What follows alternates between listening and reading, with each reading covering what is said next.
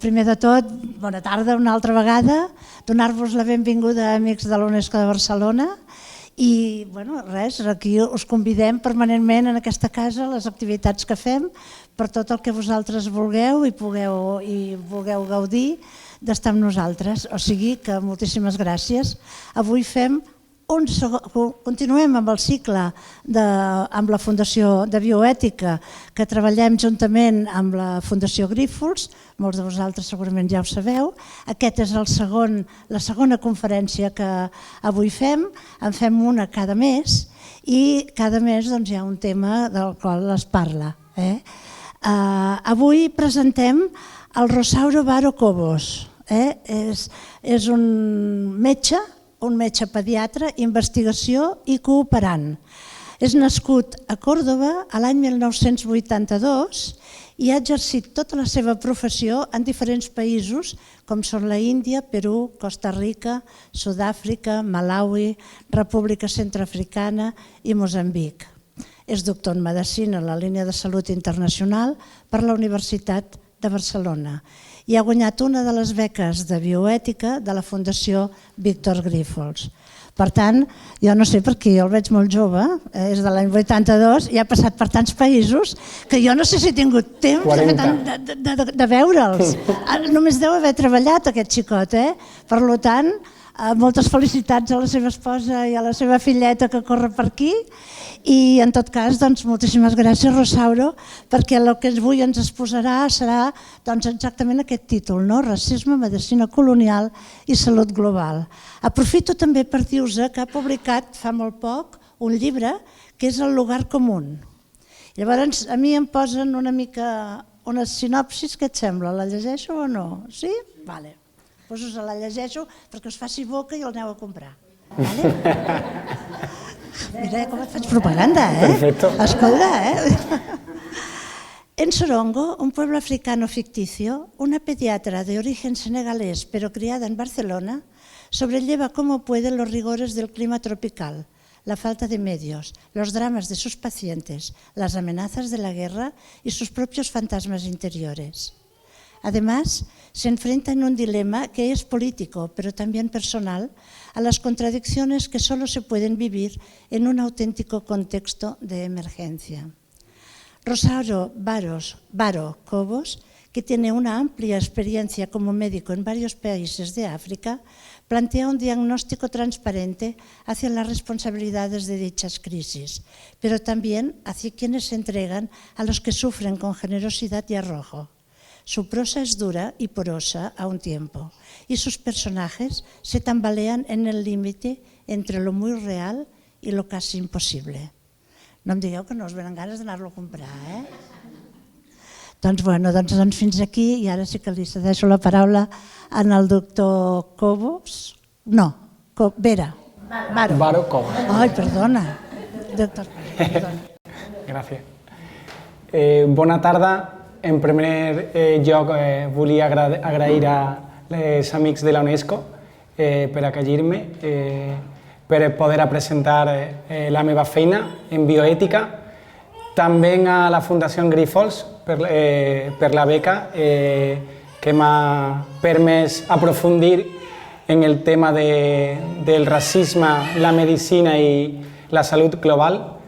Un tema apassionant, complex.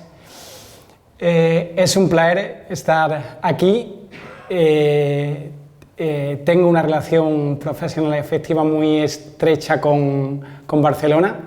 Aquí podéis ver, mi hija nació aquí hace 1 año y medio. Con el catalán un poco menos estrecha, así que me permitís que continúe la conferencia en castellano. Que el tema de la conferencia la titulé Racismo, Medicina Colonial y Salud Global. Me pensé mucho el título y también la podíamos haber titulado de esta otra manera, porque fundamentalmente lo que os voy a contar hoy forma parte del trabajo que he realizado durante los últimos años en el continente africano. Así que también serviría este subtítulo, que también os puede poner en perspectiva de lo que voy a hablar hoy, que sería África, racismo y colonialismo, una herencia presente en la salud global. Aquí está un poco el marco, la estructura de la presentación que voy a hacer hoy. Y directamente voy a empezar con la última parte de ese título, que es la salud, la definición de salud global, porque entiendo que muchos de vosotros habéis escuchado hablar otras veces de cooperación internacional, de salud internacional. Bueno, pues la salud global tiene una definición. Aquí estamos varios profesionales que compartimos hoy sala, que nos están acompañando, pero quería resaltar al principio ciertos principios morales y éticos de esta disciplina, porque se enmarca la salud global entendiendo la salud como un derecho humano fundamental y que parte de una serie de un conjunto universal de valores que se creen o se esperan compartidos entre diferentes culturas e individuos del mundo. Hay otros especialistas de la disciplina que dan una definición un poco más práctica, como Paul Farmer, un americano que es una eminencia en este contexto, que habla de que es una colección de problemas. Una colección de problemas en un principio de salud, pero que necesitan de un enfoque biosocial y tener una perspectiva no solo sanitaria, pero también cultural, historia y política. Es por eso, entre otras cosas, que estamos hoy hablando de racismo a la vez que de medicina. Pero bueno, os dejaría también con esta última definición que intenta englobar a la otra y que, aparte del contexto ético, os habla un poco del trabajo que la gente que nos dedicamos a esto realizamos.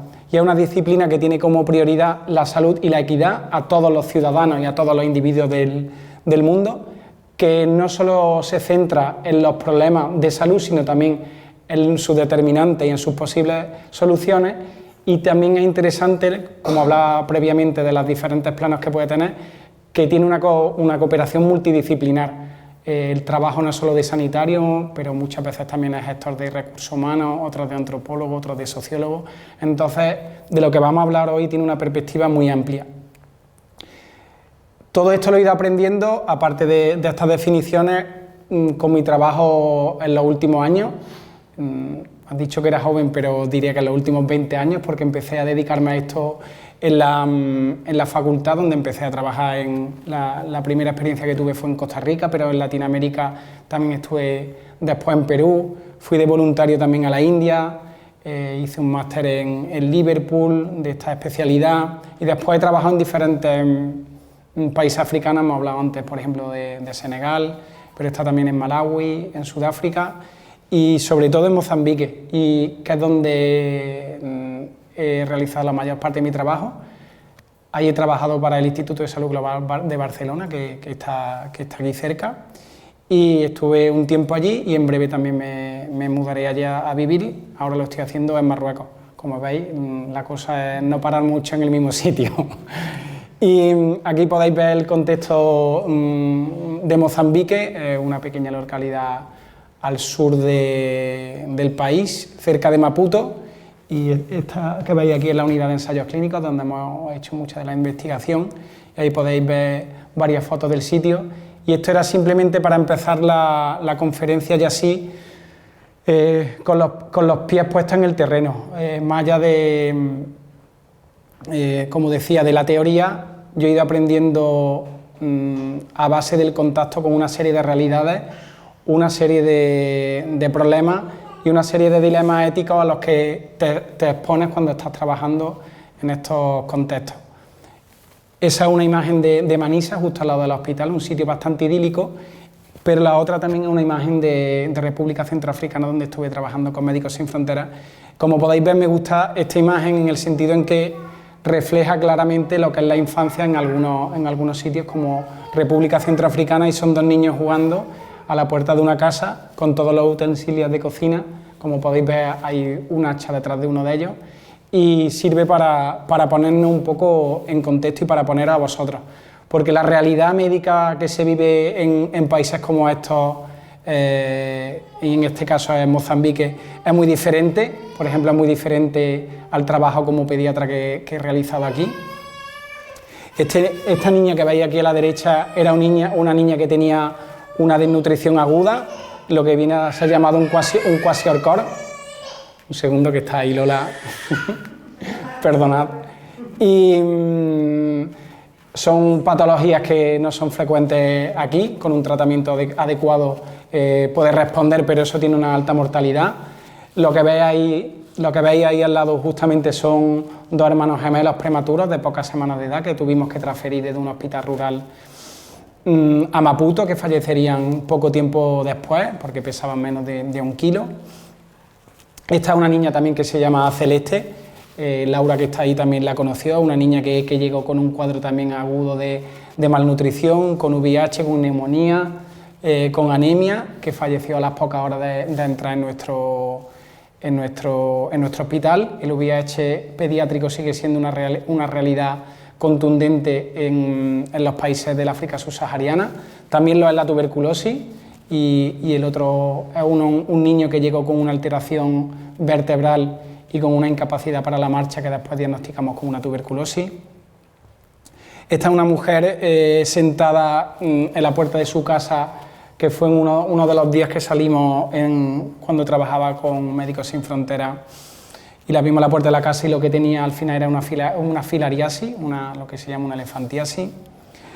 Os ponía esta fotografía también de un niño que asistimos en una especie de quirófano que teníamos allí con quemaduras. Son muy frecuentes y no se habla mucho de ellas, pero es una patología que vemos muchísimo en los niños. Normalmente están jugando a las puertas de las casas, y eso hace pues que cuando se está cocinando tengan mucho más riesgo de sufrir este tipo de quemaduras.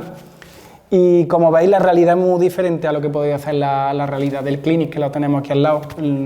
Lo que tenéis ahí son unas consultas externas de un hospital rural, y después lo que sería la planta de hospitalización de otro, los dos en República Centroafricana, en Ndele.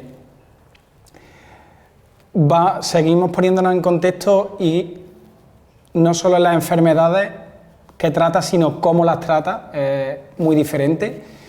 Esa imagen que podéis ver ahí es la de un niño recibiendo una transfusión de sangre, pero algo aquí que es básico, como eso en muchas ocasiones no tenemos la oportunidad de tener ni siquiera una bolsa de sangre para muchos de estos niños, con toda la problemática que eso puede provocar. Muchas veces carecemos de los recursos más básicos, y ahí podéis ver que era haciendo una autopsia mínimamente invasiva, hubo un corte de luz en el hospital y tuvimos que recurrir a una lámpara, y eso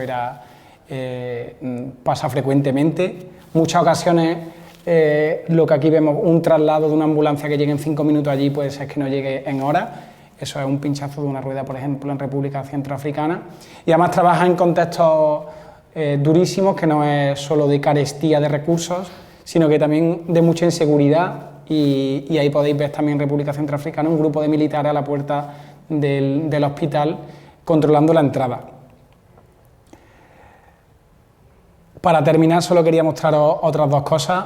Ves cómo tratamos muchos niños, por ejemplo, como una patología tan común como el asma, y muchas veces tenemos que tirar de imaginación y de los recursos que tenemos como una botella de agua para poder darle el tratamiento.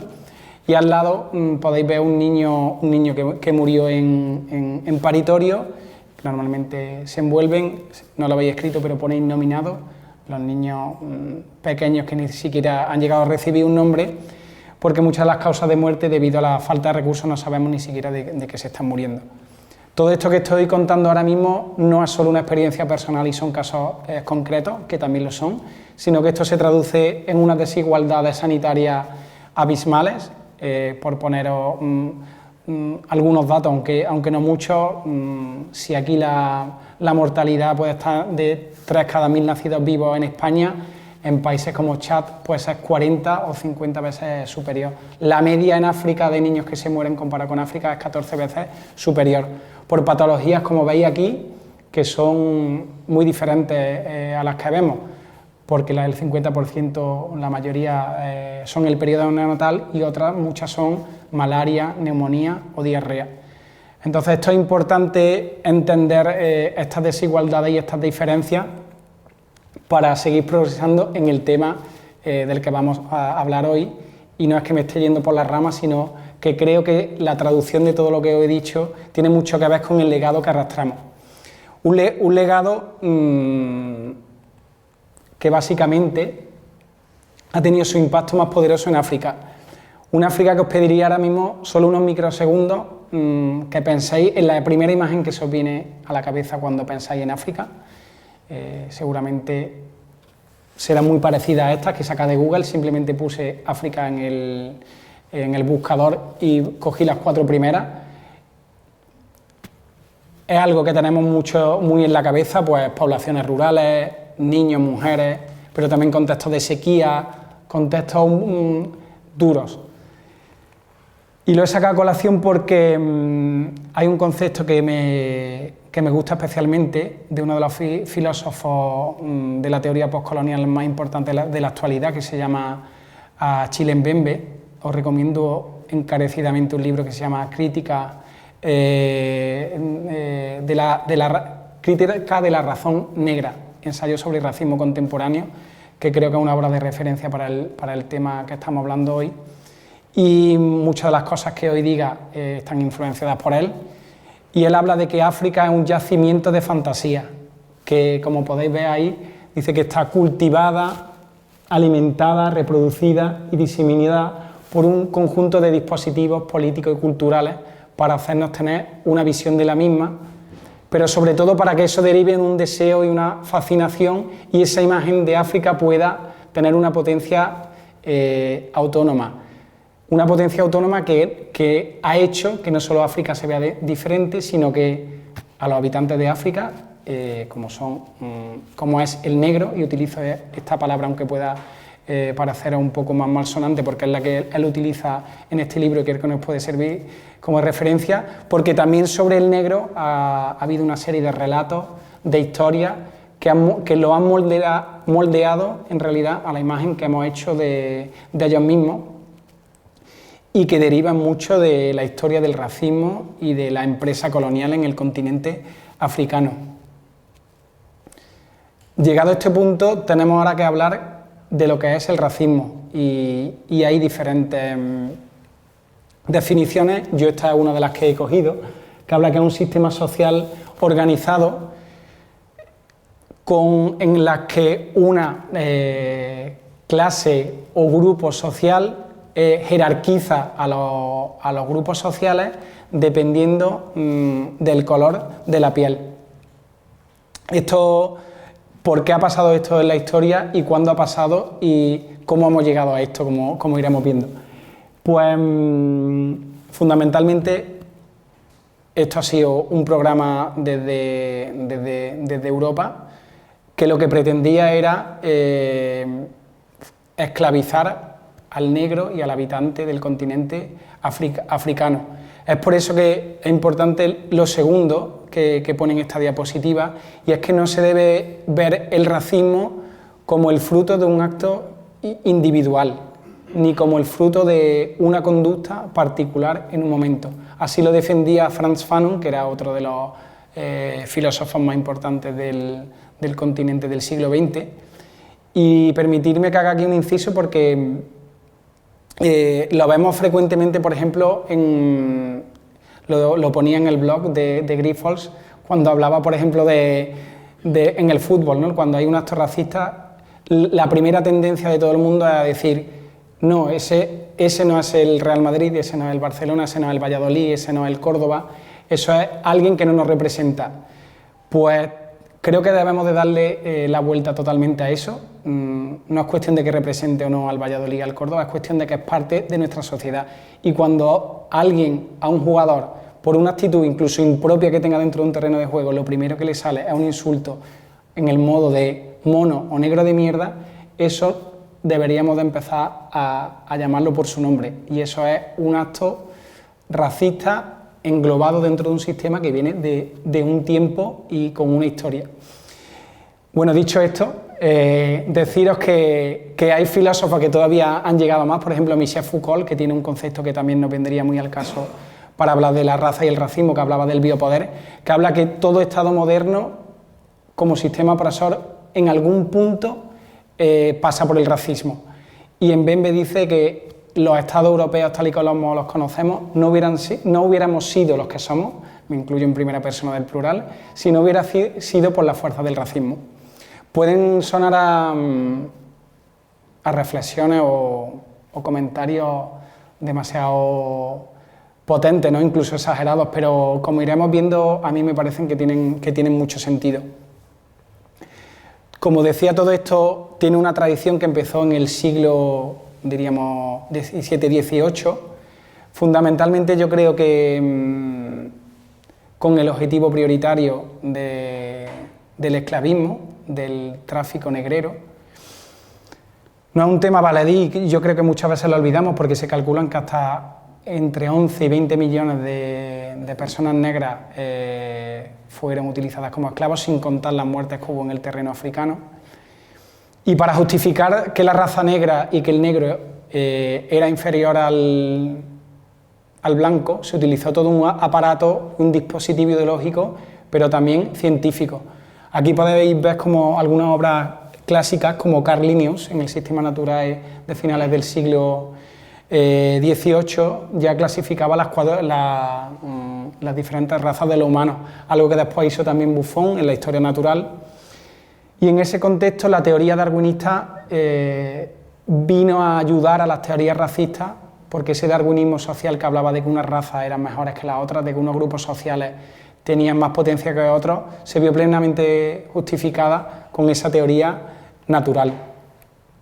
Todo eso, como digo, en un contexto que fue aprovechado en una fotografía que creo que también es importantísima. No sé si os suena, pero en 1884 se celebró la Conferencia de Berlín. Aquí lo podéis ver, en que los principales estados europeos, entre ellos Reino Unido, Francia, pero también, por ejemplo, Portugal, España, Italia y Alemania, se repartieron el continente europeo. Creo que esa foto era importante, pero esto representa mucho mejor lo que pasó en aquellos días, en aquellos meses, en aquellas semanas de discusión, en los que prácticamente se repartió todo el territorio africano entre estas 6 naciones, de las que fundamentalmente salieron privilegiadas el Reino Unido y Francia. Como podéis comprobar aquí, de la izquierda fue un poco antes de la Conferencia de Berlín, en el que todavía había muchas zonas de África que no habían sido descubiertas, pero se conocía la costa y a través de la costa se entró directamente en el continente y se colonizó, y ese es el mapa de África justo antes de la Primera Guerra Mundial. ¿Qué relación hay entre racismo y colonialismo? Pues Frantz Fanon, otra vez, hablaba de que un país colonial es un país racista. Creo que eso, para empezar a entenderlo, creo que es básico entender los dos como sinónimos. Los estados imperialistas europeos y colonialistas fueron estados racistas, que lo que pretendían fundamentalmente es un beneficio de los recursos y, como decía antes, esclavizar al hombre negro. Ngugi wa Thiong'o, un escritor keniata también muy importante, ha estado en Barcelona algunas veces y ha escrito en la editorial Rayo Verde de aquí de Barcelona algunos libros muy interesantes. Hablaba de que todo ese dispositivo se convirtió en una gigantesca herramienta de control, que todavía tiene repercusión en el presente, como podremos ver seguidamente. Pero quería resaltar también esto que está aquí en negrita, porque volvemos a ese yacimiento de fantasía, en el que habla que todo ese aparato gestó una serie de ideas engañosas, presentadas como educación, historia, religión, para fortalecer su hegemonía. O sea, creo que eso de ideas engañosas transformadas como ciencia, creo que es el sustento básico de lo que es el racismo. Se utilizó para justificar la colonización y además ese aparato científico permitió también que se realizaran una serie de acciones, como por ejemplo, estáis viendo aquí una campaña de vacunación en África. Pero esa visión del negro como blanco fue creando poco a poco esa superioridad moral que justificó todas las barbaridades que se hicieron durante todo ese tiempo. Y aquí tengo que decir que la ciencia, incluida la ciencia médica y la salud global, formó parte consustancial de todo ello, porque muchas de las teorías de las que bebió el racismo y el colonialismo fueron sustentadas por los estudios científicos y por la intervención en salud que se hicieron en aquella época. Entonces, para terminar, y me voy a poner un poco de pie, porque si no puedo, la pantalla la veo regular, decir que, como resumen, que el colonialismo es la fuerza expansiva de un pueblo, su potencia de reproducción, dilatación y multiplicación. Yo creo que esa definición de Achille Mbembe nos pone muy al punto de lo que es y de lo que quiero transmitir y de lo que quiero que os quedéis de lo que es el colonialismo. Y que cuando hablaba antes, negros hay en otras partes del mundo, pero en cierto modo aludir a lo negro, al racismo, es aludir a África. Y detrás de esta palabra, de este yacimiento de fantasía, fijaros lo que dice Achille Mbembe de nuevo, se erige cierta figura de este mundo, de su cuerpo y de su espíritu. También algunas de las realidades más inmundas de estos tiempos. El escándalo de la humanidad, lo llama él.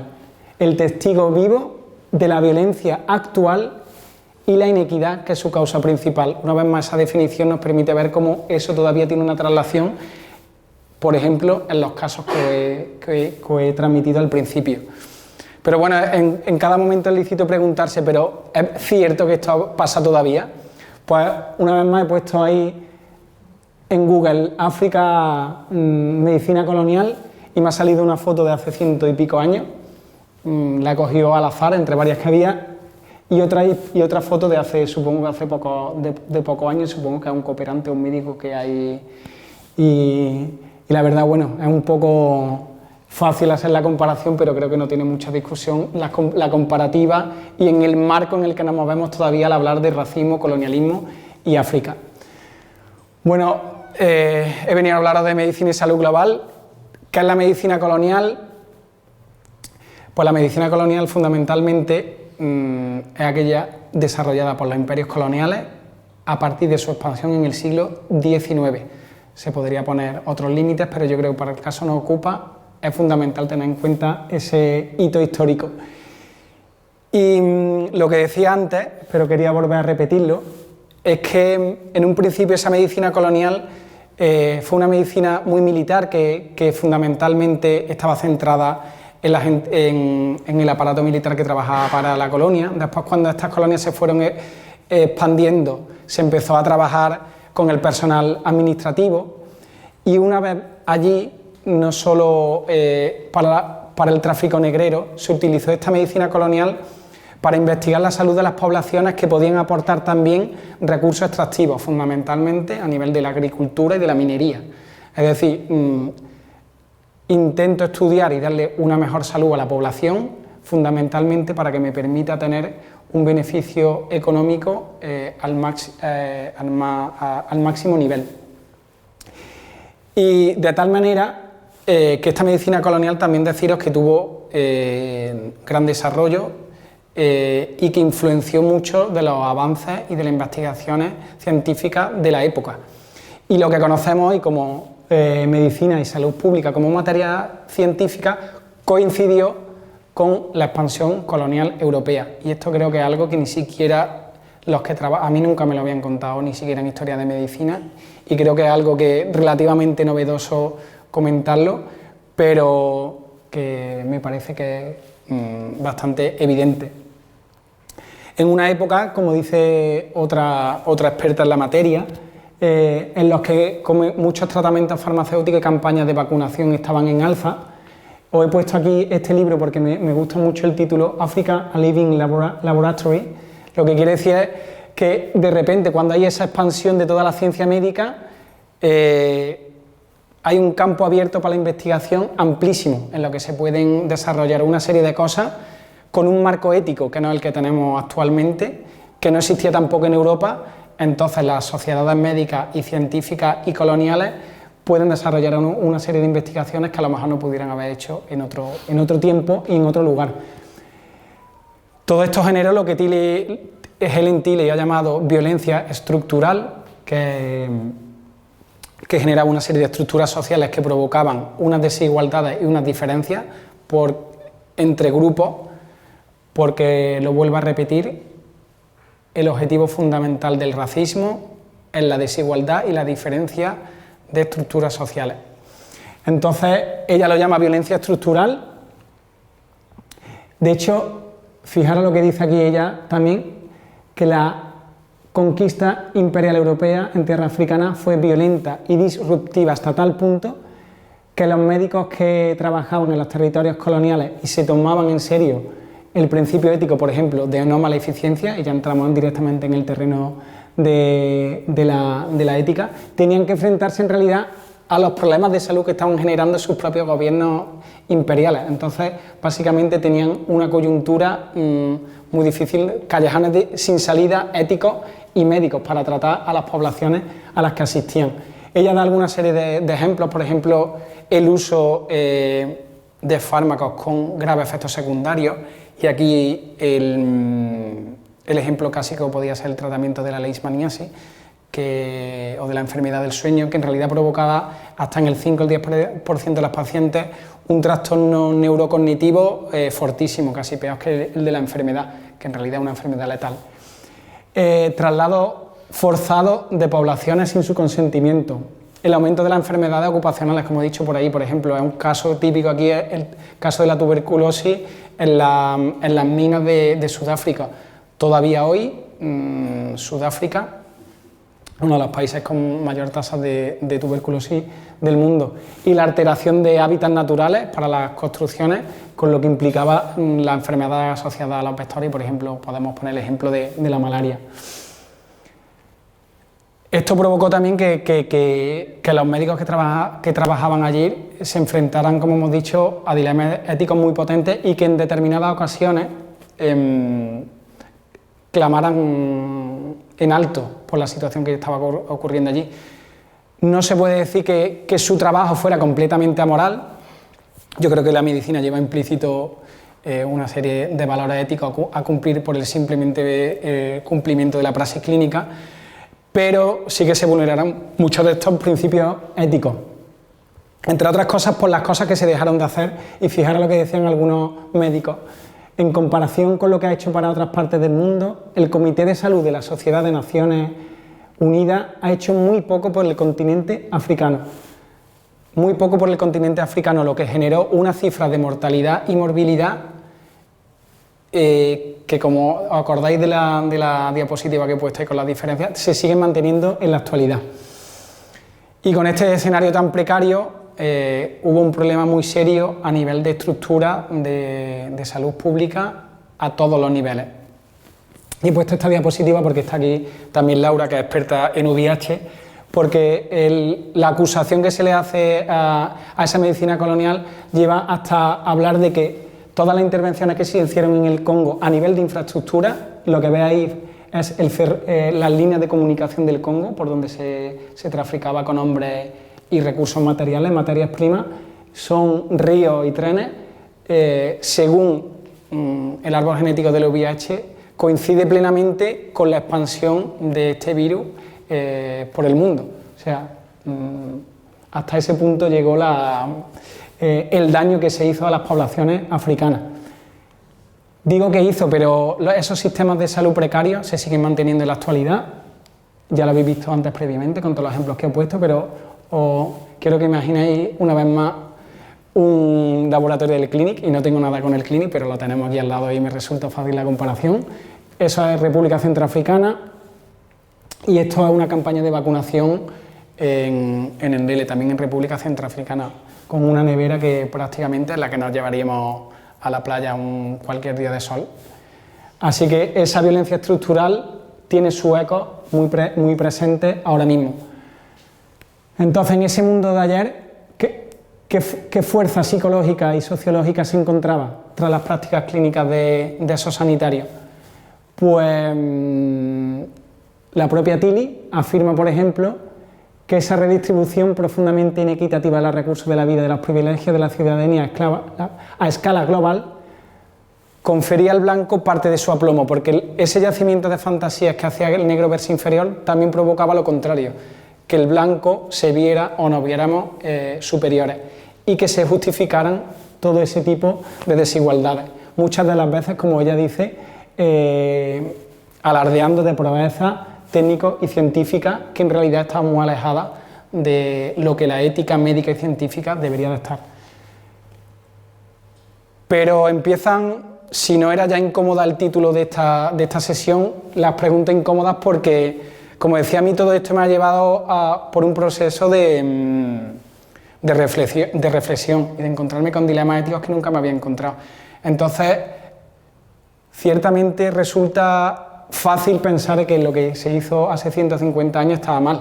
Yo leo un libro lo que se hacía con ciertas poblaciones y me estremezco. Pero la pregunta, ¿pervive todavía esa fantasía de las que estamos hablando en gente trabajadora de ONG, en cooperantes, en médicos, en científicos que nos dedicamos a la salud global?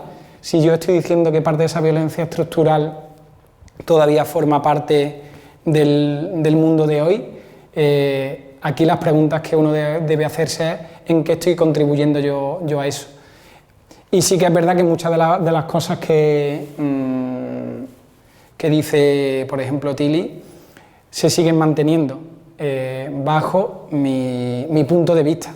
Pero como mi punto de vista puede parecer relativamente insignificante, y aquí viene por lo que recibí la beca de la Fundación Grifols, se me ocurrió hacer una breve encuesta de opinión a una serie de investigadores en salud en países africanos, preguntándole por los principales principios de bioética, del de beneficencia, no maleficencia, autonomía, justicia y también en el de oportunidad.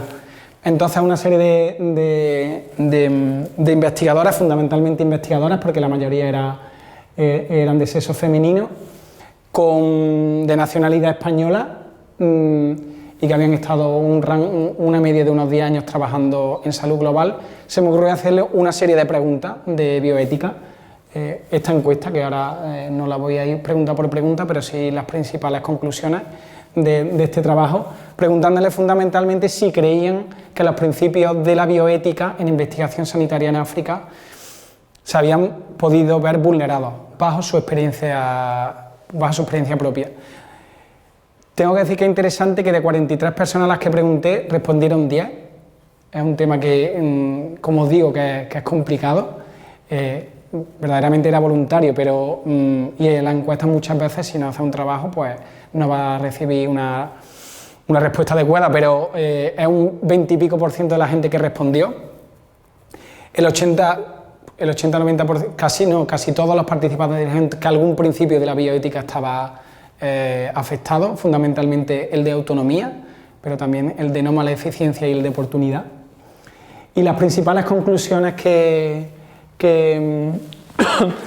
dio a ver esta encuesta, como podéis ver ahí, es que no siempre se adaptaban los estudios de manera exquisita a la bioética y a sus 5 principios. Entre otras cosas, se preguntaban por los riesgos y los beneficios de esos estudios. Mucha gente respondió que esos beneficios no redundaban en el paciente, ni siquiera en las comunidades, que muchas veces, en ocasiones concretas, también podía haber riesgos exagerados de ciertas intervenciones que no se valoraban bien con los pacientes. Muchas de las respuestas hablaron de la comunicación, y esto tiene que ver con el principio de autonomía, porque es verdad que en muchos contextos las familias son iletradas, analfabetas, y es muy difícil explicarle cómo es un estudio científico.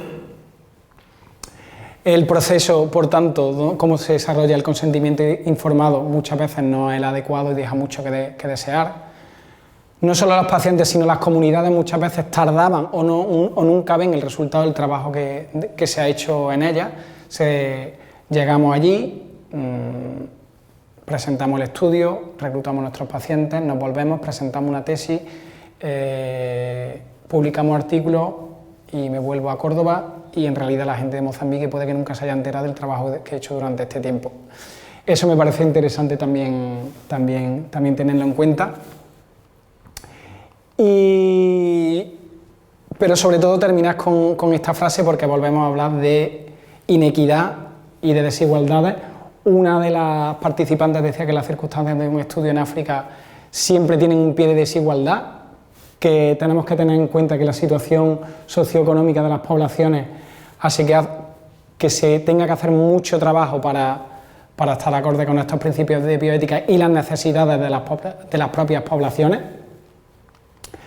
Pero también es verdad que era mi opinión personal, vuelve a ser la opinión de 10 personas, y estos resultados pues siempre hay que tomarlos con cautela, entre otras cosas porque es verdad que no solo afecta al racismo, hay muchos ejes, como veremos después en una diapositiva, que pueden afectar a la salud de los pacientes, y el racismo es solo una de ellas. Pero bueno, yo creo que como hipótesis para continuar trabajando, como hipótesis para continuar haciéndonos preguntas incómodas, yo creo que sí tiene mucho valor, como digo, no como un estudio científico, pero sí como guía para el futuro.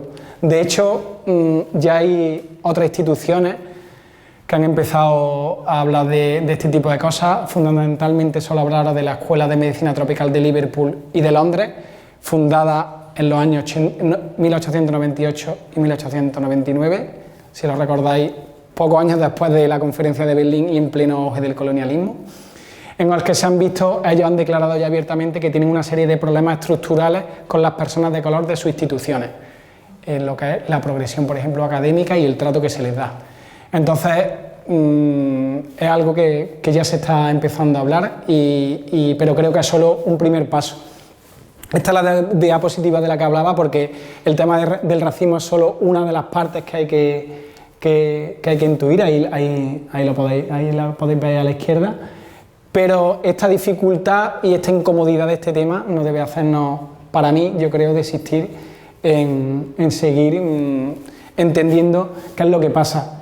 Y lo que pasa es que estamos ante una encrucijada. África se encuentra, y nuestro trabajo allí, y voy a hablar de nuestro trabajo allí porque no quiero poner mi voz en boca de África y de los africanos, se encuentra ante una encrucijada porque fijaros qué tajantes se muestran algunos estudiosos de este tema, que hablan de que lo que conocemos hoy como salud global surgió como un colaborador necesario de la colonización europea.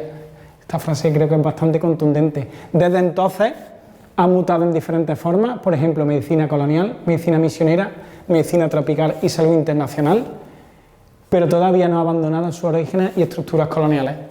Quizá el segundo título que da de la charla podría resumir esta frase, que básicamente está sacada de esta reflexión, y que se generó un sistema de coerción basado en una violencia estructural que englobaba los ámbitos económico, político, legal, religioso y cultural, pero también el sanitario. Todo esto genera una situación de conflicto y de inequidad en la que queda mucho trabajo por hacer todavía. Y lo quería demostrar con estos mapas. También pues, es fácil hacer la comparativa, pero si os preguntara de qué son estos mapas, ahí María y Laura seguramente un para tres lo sacan y el cuarto es fácil porque son en realidad los mapas de las principales enfermedades infecciosas que afectan a África y a los países tropicales, que son el VIH, la tuberculosis y la malaria. Y simplemente si hacéis una superposición de la expansión colonial europea en África y en los países tropicales, vais a ver que en aquellos sitios donde se expandieron las potencias europeas es donde estas enfermedades tienen un impacto mayor. Vuelvo a recordaros lo que he hablado antes del VIH en el Congo, que todavía sigue afectando al África subsahariana, o de la tuberculosis en las minas de Sudáfrica, donde sigue siendo un problema de capital importancia. Con todo esto que os está contando, uno tiene que volver a trabajar allí. Si uno decide seguir con este tipo de dilemas no generan respuestas, sino preguntas, pero creo que son necesarias para mantener la atención a los pacientes que tenemos allí, si no, no seguiríamos en esto, porque estamos ante una oportunidad, y esta oportunidad es básicamente asumir parte de nuestros errores. Esta pregunta, ¿cuál ha sido el rol y el legado del racismo que ha operado en este contexto y que ha operado estas diferencias? Hemos hablado varias veces de vulnerabilidad, de desigualdad y diferencia. Y si queremos acabar con ellas y, como decía, volver al terreno y poner una solución global a los problemas de nuestros pacientes, no solo médicos, tenemos que asumir que esa desigualdad y esa diferencia entre grupos humanos ha estado basada históricamente en el racismo y todavía repercute a diario. Eso creo que para mí es básico que lo tengamos presente. Perdonad que sea repetitivo, pero quiero que el mensaje quede claro y muchas veces, incluso para mí lo tengo que decir varias veces en alto para darle la importancia que creo que tiene. Y por otra parte, entender como médicos, os hablaba al principio de la definición de salud global, de ese enfoque que había que tener de la misma, no solo desde el punto de vista médico, sino político, social y cultural, que es que la teoría postcolonial y la teoría social nos puede ayudar a entender los efectos de la raza, el racismo y el colonialismo en la salud a día de hoy, y que nos va a permitir mejorar, yo creo, la salud pública y las políticas de gobernanza a nivel sanitario en estos países. Por tanto, 3 pequeñas frases finales aquí. Creo que, entre otras cosas, es necesario adaptar la ciencia a las necesidades reales de aquellas poblaciones. Estos son una serie de médicos de la colonia investigando el bacilo de Koch, y este soy yo en un hospital sudafricano 100 y pico años después. Se deben escuchar las voces que vienen de África y tomar las decisiones. Está bien que aquí tomemos el paso de hablar de esto, pero verdaderamente esto al fin y al cabo es una lucha de poder y las decisiones las seguimos tomando desde arriba, desde Liverpool, como he dicho, desde Londres, desde Barcelona, desde Alemania, desde Suiza, y eso es una imagen de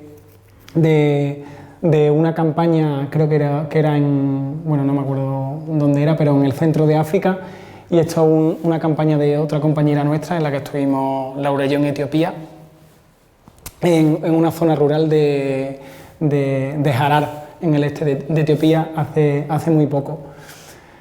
Que los principios fundamentales deben aplicarse independientemente a la raza. Que esta imagen que podemos ver aquí de una paciente con esplenomegalia tropical de un tratado de medicina, muchas veces se me parece demasiado muchas de las imágenes que ponemos en muchas de estas charlas, y yo he utilizado, por ejemplo, esta imagen de este niño quizá demasiadas veces con relativa facilidad, sin darme cuenta de lo que estaba haciendo, pero ese bebe de las imágenes que hemos tenido previamente. Como notas finales, como he hablado antes de lugar común y mi faceta más creativa, quería apelar a la creatividad también para la solución de estos problemas. Reimaginar la salud global, esto es un collage de un amigo y gran artista que es Manuel Antonio Domínguez, que de Huelva, que ha hecho una serie de collages de África, imaginando lo que habrá pasado al continente. Y teniendo esto como base, esta creatividad, creo que debemos de repensar el propio concepto de la salud global. Creo que la pandemia para eso ha tenido cierto beneficio, pero debemos entender, entre otras cosas, que lo valioso en ciertas regiones del mundo es valioso para todos, y que hay una serie de principios y de derechos fundamentales que se deben de respetar, independientemente del sexo, de la raza y del origen. Que muchas veces cuando se habla de esto, si hemos tenido ciertas acusaciones, pues te hablan, por ejemplo, de buenista o de buenismo. Creo que no se trata de eso. Creo que tenemos suficientemente referentes éticos y morales en nuestra propia cultura, y lo tenemos, por ejemplo, con la bioética, como para poder apelar a esos derechos humanos fundamentales. Creo que no es nada naif apelar a eso, pero recordarlo. Aquí otra de las imágenes que hizo Manu, con 2 hombres de negro con una casa a punto, parece, de explotar, atravesando África. Solo para terminar con estas dos frases, que toda esta concepción de la salud global como un derecho, de verla por el mundo como un mundo habitado por una humanidad compartida, creo que es lo que debe guiar nuestra acción médica pero también social y política, y por eso hoy estamos aquí también con vosotros compartiendo esto. Y vuelvo a lo de antes, creo que no es nada naif ni nada buenista decirlo, porque tenemos también marcos muy concretos para eso. Tenía que terminar aquí hoy hablando de la UNESCO y sus declaraciones sobre la raza y los prejuicios sociales, que por ejemplo podéis ver aquí algunas de las que hicieron en el año 78. 4 declaraciones ya habían sido hechas sobre la raza y los prejuicios sociales después de la Primera Guerra Mundial, pero fijaros en la primera: todos los seres humanos pertenecen a la misma especie y tienen el mismo origen, nacen iguales en dignidad y derechos y todos forman parte integrante de la humanidad. Como os digo, lo dice la UNESCO. Toda teoría que invoca una superioridad o inferioridad intrínseca de grupos raciales o que haga juicios de valor basados en una diferencia racial carece de fundamento científico, y eso que la medicina colonial y la ciencia ayudó a hacer debemos de dar marcha atrás. No es verdad, no es cierto que una persona por el color de su piel tenga unas capacidades intelectuales, sociales y culturales diferentes. Que todo este legado racista constituye un obstáculo para la cooperación internacional. Antes hemos estado hablando de tus trabajos en África y se puede ver claramente. Y que todas estas teorías están desprovistas de fundamento y que estoy muy agradecido de poder participar en este tipo de foros, hablar de este tipo de cosas, intentar que el mensaje cale y que podamos entre todos hacer un mundo mejor. Muchas gracias.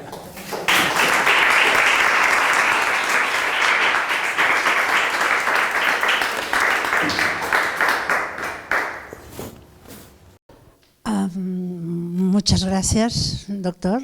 Moltes gràcies. Bueno, ara entraríem en el capítol de les preguntes, de si volem fer una mica de fòrum, de conversa, perquè jo crec que ens ha posat molt a davant de moltes coses que continuen com si no haguessin passat els anys. O sigui, continuem estant en una situació de molt desnivell, de molt de desavantatge dels africans, de molts d'aquests països que estan en una situació que el colonialisme continua, que tot plegat, i que és tan fàcil caure en el bonisme, com molt bé deia el doctor, i que valdria la pena que féssim una reflexió molt profunda respecte d'aquests temes.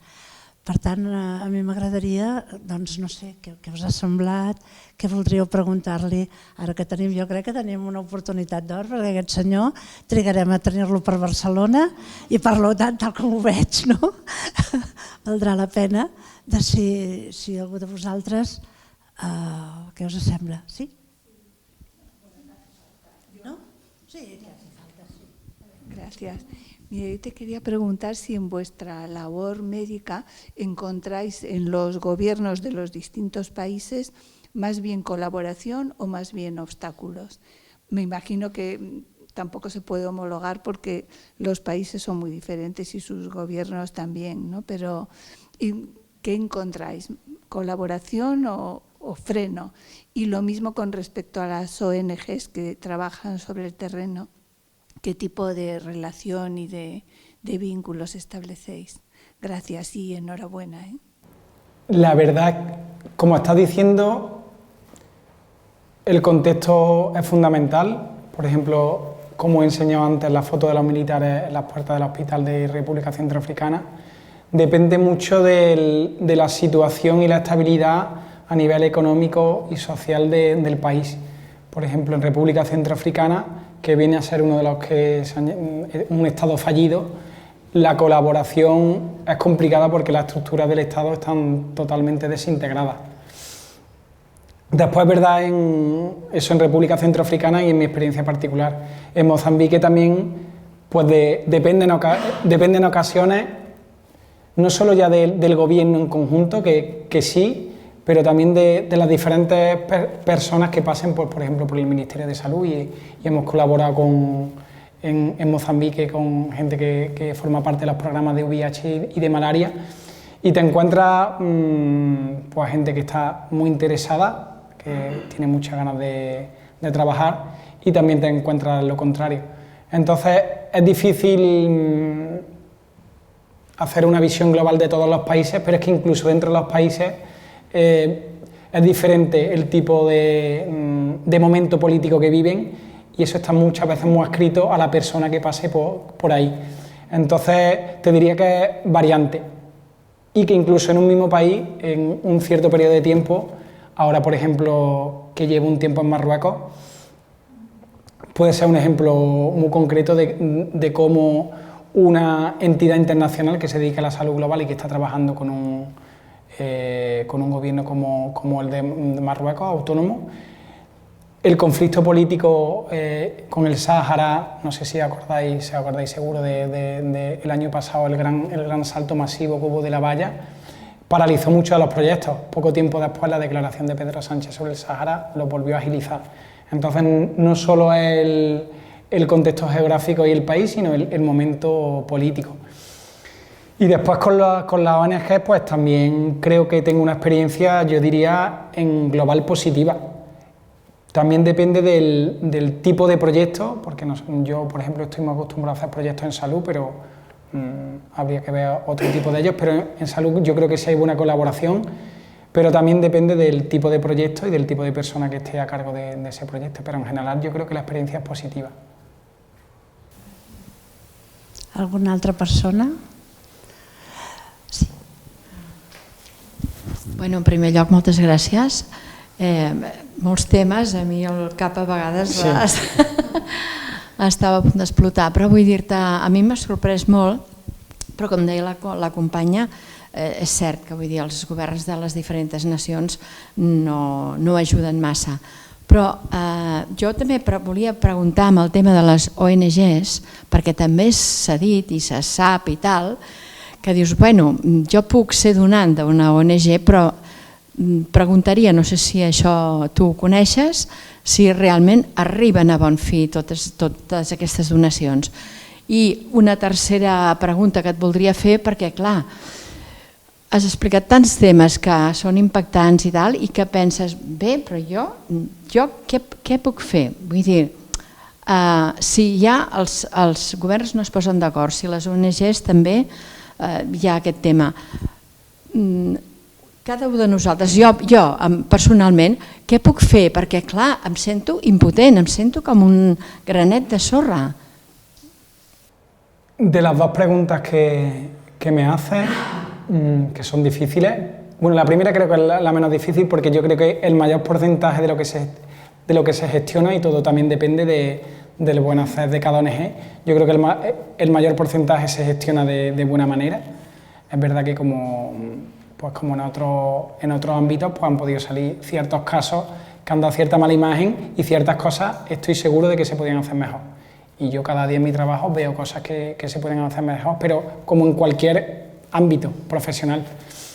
Pero yo siempre, porque me lo suelen preguntar, yo transmito cierta tranquilidad, y sobre todo lo que hay que buscar en la ONG es la que tenga los valores que se adapten mejor a lo que tú creas, y esto también va en relación a la segunda pregunta.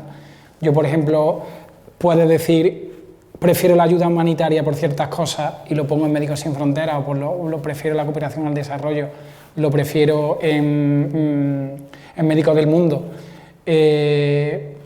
Entender bien qué hace la ONG, cómo lo hace, y las explicaciones que da, que la mayoría de las veces son buenas.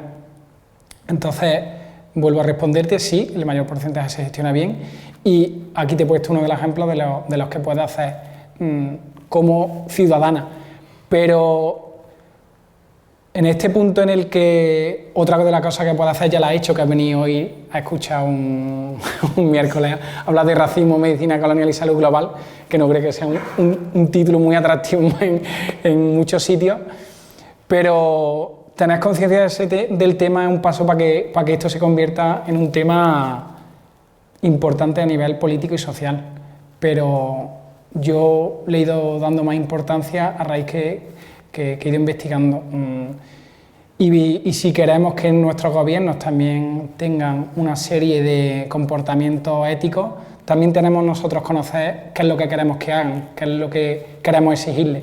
Y para eso lo primero es entender un poco cómo está el mundo, entender lo que decía antes, que cosas que yo tengo interiorizadas pues seguramente por mi trabajo de estos años, pero eso que he dicho antes de que toda vida humana vale lo mismo porque los derechos humanos son fundamentales independientemente de donde estemos, y que la vida de un niño mozambiqueño, de uno indio, de uno peruano o uno de la Champla vale lo mismo, eso en realidad es complicado. Pues por lo menos apostar por eso, creer en eso, y una vez creído, tomar decisiones. No te puedo ayudar en realidad mucho, la verdad, porque... Sí, només volia dir que creo que hemos avanzado por esto, porque el contraste con las fotografías, y yo tiendo a pensar, y por otras conferencias que he asistido, que el mundo avanza, o sea, que no es tan malo como a veces lo vemos, que bueno, aquí no es el caso, pero que avanza, ¿no? Que vamos mejorando. Pero lo que me ha quedado en duda, vosotros, por ejemplo, ¿de dónde recibís las ayudas para poder avanzar, ayudar? O sea, esto es lo que...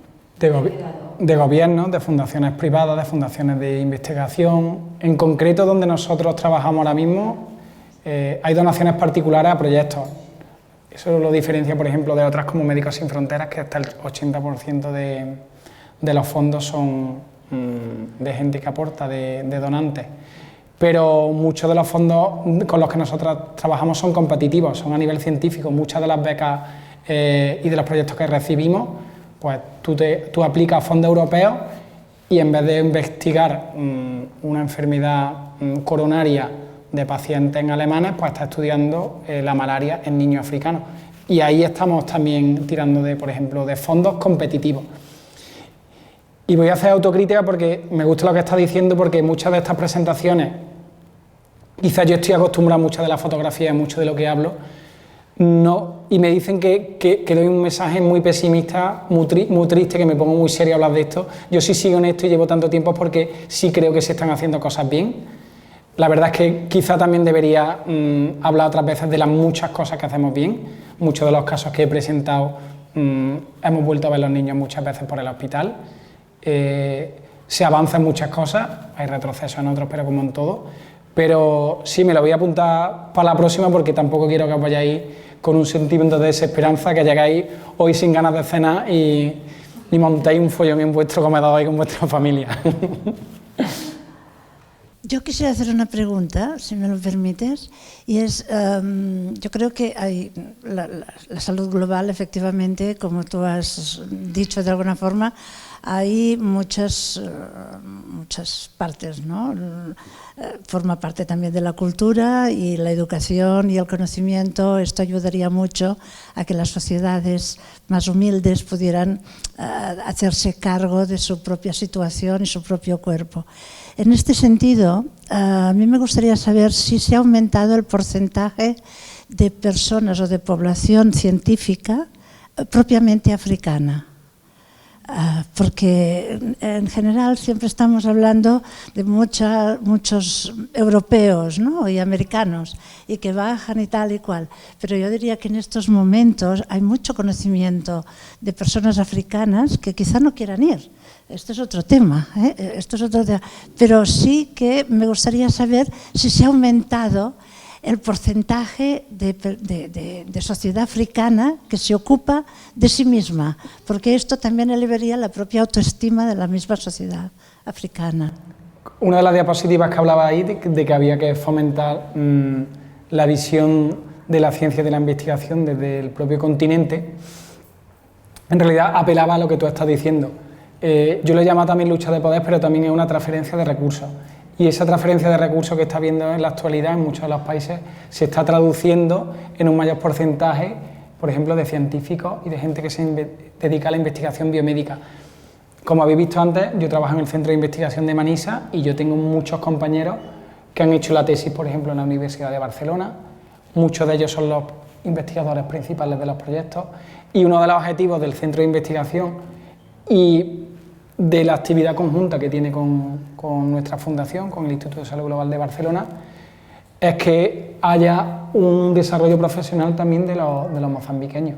Pero esto está ocurriendo también en muchas partes y, por ejemplo, Sudáfrica es un caso claro, pero también he venido ahora de una reunión en Kenia y lo he podido comprobar perfectamente.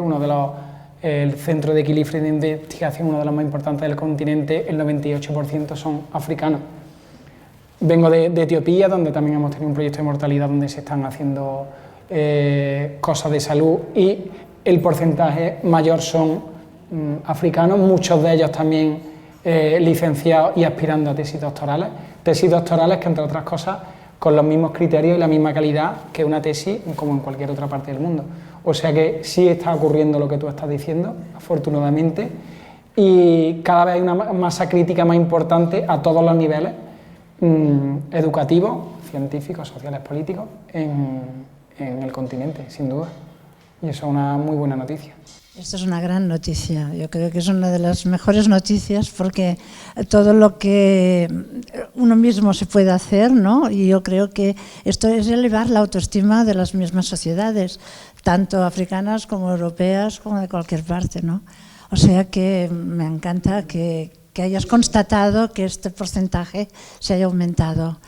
Ahora veo que acaba de llegar mi compañera, amiga y directora de la Fundación, con lo cual, muchas gracias por estar aquí, Núria. Complejo. Un poco complejo, sí, porque sabes que en este mundo de la bioética nuestro pues surgen cosas que no esperamos en un día, ¿no? Y hoy han salido noticias en la prensa que nos han tenido ocupados. Hasta ahora mismo que estaba ahí con unos compañeros ay, perdón, que estic tapant la grabació.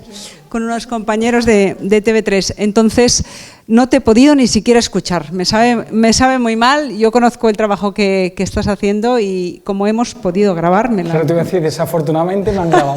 Para ti. No, afortunadamente, porque así te podré escuchar y te podré seguir.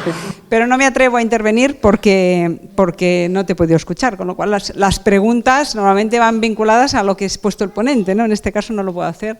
Pero bueno, me alegra que haya sido un debate interesante, que estoy segura que sí. Nada, reiterarte las gracias que le he dicho al principio por la beca que recibí. A ti porque además me está permitiendo... me consta que estás también en un impasse muy cortito de tiempo de estancia aquí y que hayas podido encajar nuestra conferencia y te hayan podido disfrutar, pues la verdad Gracias es que es un placer. Vosotros. És un placer.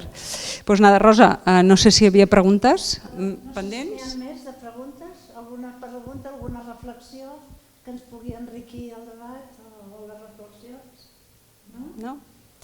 Pues nada, pues agradecerte muchísimo tu presencia, tu participación y seguro que te contactaremos para futuras colaboraciones. Gracias. Encantadísimo, muchas gracias.